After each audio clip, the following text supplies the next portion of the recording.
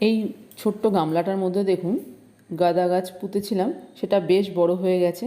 এখানে 3টে গাঁদা গাছ এক জায়গায় আছে, আর এই ছোটো জায়গায় হয়েছে বলেই গাছগুলো ঠিকঠাক বাড়তেও পারছে না আর ফুলও হচ্ছে না।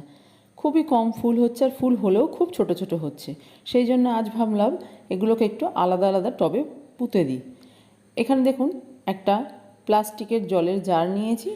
এই জারের নিচে জল পাস হওয়ার জন্য যে ছোট ছোট ফুটো করেছিলাম, সেই ফুটোগুলো ভাঙা টব দিয়ে, টবের টুকরো দিয়ে ফুটোর মুখটা বন্ধ করে দিয়েছি। এবার ওপর থেকে দিয়ে দিচ্ছি বেশ কিছু কাগজ, তারপর দিয়ে দিচ্ছি শুকনো গাছের পাতা।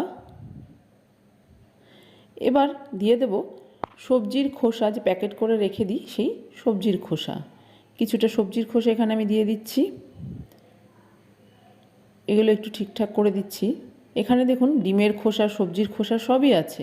দিয়ে দিচ্ছি 1 মুঠো চা পাতা শুকনো। এবার এই গামলা থেকে গাছটা তুলে নিলাম, খুব সহজেই দেখুন গামলা থেকে উঠে গেছে। এবার এই গাছগুলোকে একটু আলাদা করতে হবে, খুব সাবধানে কাজটা করতে হবে, শিকড় যেন ছিঁড়ে না যায়। দেখুন খুব সহজেই কিন্তু আমি আলাদা করে নিতে পারছি। যেহেতু কোকোপিটে গাছগুলো পুঁতেছি, সেই জন্য আলাদা করতে কোনো রকম অসুবিধা হয়নি। খুব ঝুরঝুরে থাকে মাটিটা। এই গোড়ার মাটিটা সমেতই কিন্তু এই টবের মধ্যে দিয়ে দেব। গোড়ার মাটি সম্পূর্ণ ফেলে দেবেন না, তাহলে কিন্তু গাছ নাও বাঁচতে পারে। ভালো করে টবের মধ্যে বসিয়ে দিলাম। এবার একটা লাঠি টবের মধ্যে পুঁতে দিচ্ছি। গাছটা এতটাই হেলে গেছে যে গাছটাকে একটু বেঁধে দিতে হবে, সেই জন্য এই লাঠিটা দিয়ে তারপরে দড়ি দিয়ে বেঁধে দেব, তাহলে গাছটা সোজা হয়ে থাকবে। দেখুন একটা গাছ আমার টবে বসানো হয়ে গেছে। এবার এই গাছটা ঠিকঠাক মতো বাড়তেও পারবে, ফুলও হবে খুব ভালো মতো। গোড়ায় একটু জল দিয়ে দিচ্ছি।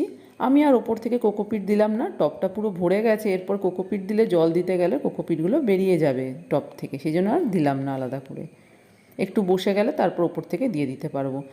এই একটা ছোট্ট বালতি নিয়েছি। একই রকমভাবে বাকি যে গাছ দুটো আছে সেই গাছগুলোকেও পুঁতে দিতে হবে। ছোট থাকতেই গাছগুলোকে আলাদা টবে বসিয়ে দিলে তাহলে আর বড় হওয়ার পর আলাদা করার সময় কোনো রকম অসুবিধা হবে না। দেখুন দুটো গাছই আমি আলাদা আলাদা টবে বসিয়ে দিয়েছি। এবার আশা করি গাছগুলো থেকে খুব সুন্দরভাবে ফুলও পাবো আর গাছগুলো ঠিকঠাক বেড়ে উঠবে।